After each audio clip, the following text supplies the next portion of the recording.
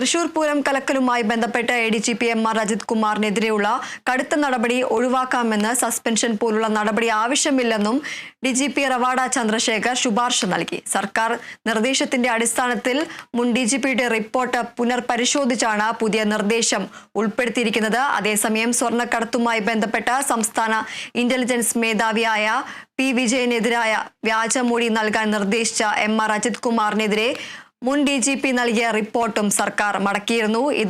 ഈ വിഷയത്തിൽ പുതിയ DGP നിലപാട് അറിയിച്ചിട്ടില്ല.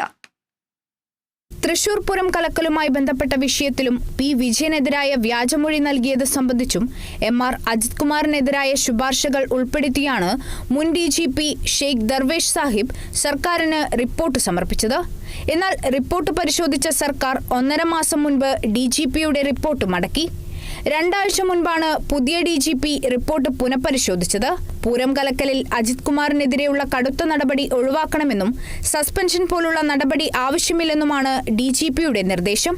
അജിത് കുമാറിനെ പോലീസിൽ നിന്നും മാറ്റിയതിനാൽ കടുത്ത നടപടി വേണ്ട എന്നാണ് ശുപാർശ. മുൻ DGPയുടെ റിപ്പോർട്ടിൽ ഈ പുതിയ ശുപാർശ എഴുതി ചേർത്തു. സർക്കാർ ആവശ്യപ്രകാരമാണ് മുൻ DGPയുടെ റിപ്പോർട്ട് പുനഃപരിശോധിച്ചത്. നിലവിലെ റിപ്പോർട്ടിന്റെ അടിസ്ഥാനത്തിൽ അജിത് കുമാറിന് താക്കീത് നൽകി അന്വേഷണം അവസാനിപ്പിച്ചേക്കും. P. വിജയനെതിരായ വ്യാജമൊഴിയിൽ നടപടി വേണമെന്ന മുൻ DGPയുടെ റിപ്പോർട്ടും മടക്കിയിരുന്നു. എന്നാൽ ആ റിപ്പോർട്ടിൽ പുതിയ DGP നിലപാട് അറിയിച്ചിട്ടില്ല. MR അജിത് കുമാറിനെ സംരക്ഷിക്കുന്ന നിർദ്ദേശങ്ങൾ തന്നെയാകും ആ റിപ്പോർട്ടിന്മേലുള്ള ശുപാർശയിലും ഉണ്ടാവുക. Kerala vision news, Thiruvananthapuram.